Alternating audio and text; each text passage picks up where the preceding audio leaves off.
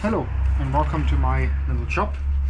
I'm here today to show you the improvements that I've made on my bleed kit, automated bleed kit. When last you saw this, probably it was on GNBN. It was just pretty much this little pump rigged up to random wires and running just barely, but it was more of a bodge. Now I hope this is more of a hack. I have bought a small motor controller and printed a lovely little casing for it, which when finished will screw onto a mason jar like this. So I will be putting a link to the parts in the description.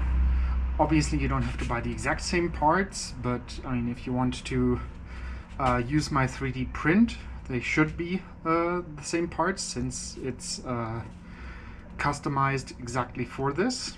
So what do we have here? This little controller is sitting in here. Unfortunately, in my first version I did not line up the screw holes correctly, so this is just held in by one screw, but it still works. From the outside you will need any 12 volt power supply. In my case this is converting from 240 volts to 12 volt. They pretty much just go here, plus and minus. You will have to line these up correctly, otherwise it will not work. And then outgoing on the other two is to the motor. As far as I know, this will not matter which way around, because the motor will be able to switch forward and backward. You can switch forward and backward with this little switch. 0 obviously is off, 1 is one direction and 2 is the other direction. Then you can adjust the power with this little knob. Yeah, so I think this is pretty much everything I have to say about the case and the parts. I will also hopefully be able to put a link to Thingiverse, where I will upload the designs for the 3D print, and possibly I might make another version that screws onto a Nutella jar, because I am not sure what this jar used to be, and I don't know if you can find one that fits the current design. Hopefully Nutella jar is a bit more commonplace. So, okay, the assembly is pretty easy. You just need to fit all the wires in. First of all, you clip this in place right here. Then just bunch all the wires in there. And this screws on very quickly.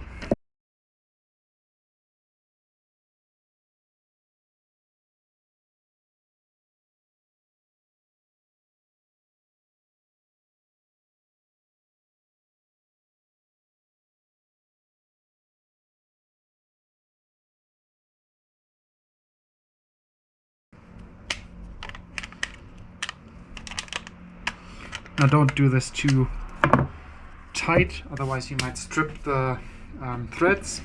You don't want that, obviously. Okay, so then you put the tube through these holes. Make sure to not bend them too much, otherwise they might get... Guess I didn't align this perfectly, making this a little bit fidgety. Yeah. This would be embarrassing.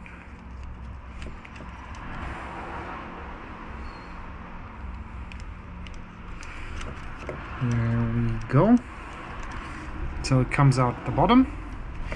Make sure not to pull this too tight, because it'll squeeze off here. So give this a little bit of a room. Then the other tube can go through here.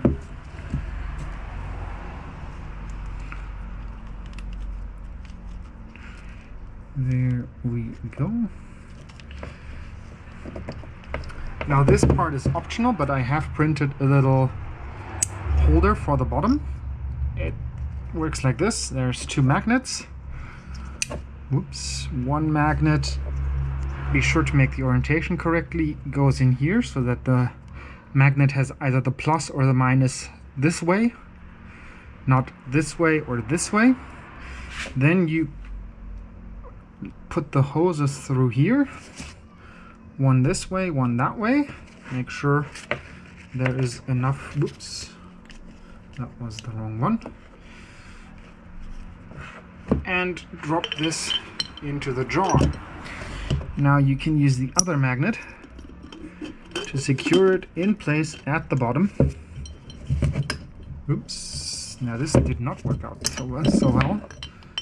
There we go. This is a bit of a mess. I apologize for that. Alrighty. Twist this on. Secure this with a magnet. And now pull out the cable so that it has enough length to be situated perfectly down here. There you go. Now, for the connectors,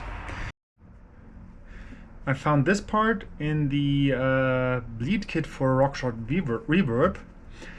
I am sure you can find it somewhere else, but I don't actually have a recommendation of where to buy this. The connectors for your specific brake I have from a Jagwire bleed kit adapter kit, which I will also put the link in below. And well, that's pretty much it. You fill this with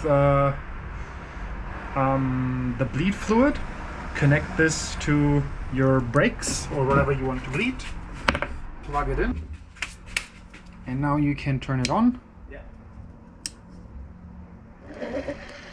Bleed one direction, bleed the other direction. Let me show this again because I wasn't sure. This is off. Turn it on. One direction.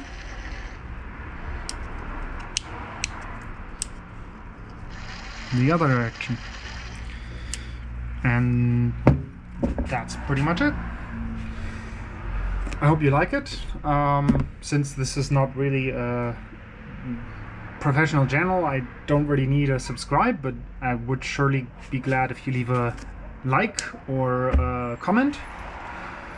And yeah, that's pretty much it. Thanks for watching.